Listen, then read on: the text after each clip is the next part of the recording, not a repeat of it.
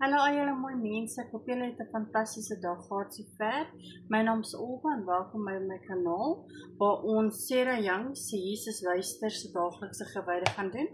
En die verse wat ons vandag moet lees is Efesiërs 5 vers 20, Efesiërs 5 vers 20, Filippense 4 vers 6, Filippense 4 vers 6, Psalm 25 vers 4 en 5, Psalm 25 vers 4 en 5 en Johannes 14 vers 27. Kom ons kyk wat dit sê. Efesiërs 5 vers 20 staan daar: Dank God die Vader altyd oor alles in die naam van ons Here Jesus Christus. En die tweede versies is Filippense 4 vers 6 en daar staan: Moet oor niks besorg wees nie, maar maak in alles julle begeerte deur gebed en smeking en met danksegging aan God bekend. En dan Psalm 25 vers 4 en 5. Psalm 25 vers 4 en 5.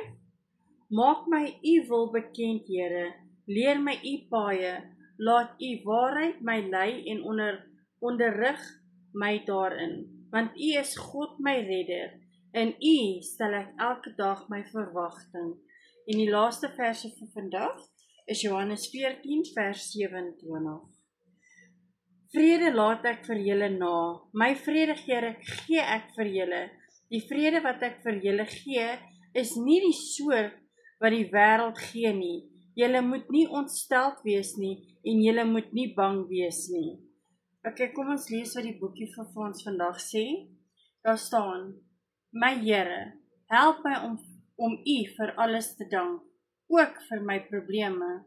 Sodra my gedagte my spesifieke probleme vashak, moet ek dit met danksegging na u toe bring en u vra om vir my te wys hoe u wil hê ek moet hoe ek dit moet behartig.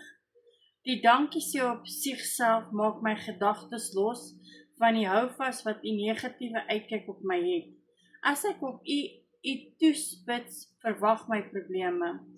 Dit word minder belangrik en het nie meer die mag om my te potjie nie. U lei my om die probleme op die doeltreffendste manier moontlik op te los, deur dit op vierkant van die oë te kyk en dit vir eers een kant toe te skuif sodat ek later daaroor kan dink. Die meeste probleme wat my gedagtes deur mekaar knoop, het nie eens betrekking op vandag nie. Ek gaan haal dit by die dag van môre, volgende week, maand op selfs volgende jaar, wanneer dit gebeur, haal asseblief die probleme uit my gedagtes en sit dit in die toekoms neer waar ek dit nie kan sien nie. Vestig my aandag opnuut op u teenwoordigheid hier in die Here, waar ek u vrede kan geniet. In die hemelse naam, Jesus, amen. Baie dankie dat julle my weer eens ondersteun. Los asseblief 'n thumbs up en as julle nog nie gesubscribe het nie, druk asseblief die knoppie daaronder en stuur asseblief dit aan julle ma's en julle pa's en julle boeties, sissies, ooms, tannies, oupas en oumas en sommer julle hele familie en al julle vriende. Want almal in die lewe het 'n bietjie liefde en Jesus nodig. Tot ons julle môre weer sien. Bye!